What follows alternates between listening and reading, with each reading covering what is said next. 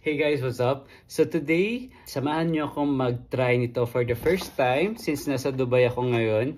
Itong sikat na chocolate bar here. Fix Dessert Chocolate here. Tara at itatry na natin siya. Shoutout pala guys sa aking cousin na talagang binili pa to para ibigay sa akin since taga rito siya sa Dubai. Ito siya guys, I got two.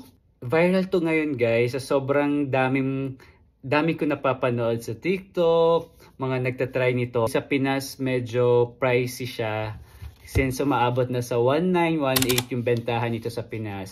So dito mas mura siya ng konti. Tara at itatry na natin. Ito na siya guys. Di ko alam ba't sobrang mahal nito. Try na natin. Thanks Ate Gladys. Oh, look at that. Ito na siya guys.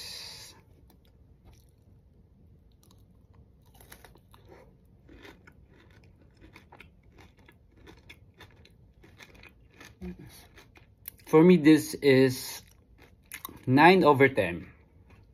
For me, masarap siya. Marami kasi ako napapanood na parang hindi siya sobrang sarap. Pero masarap siya for me. It's kind of pricey. Kasi kano din to.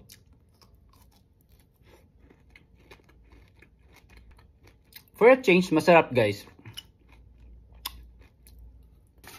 Try this na.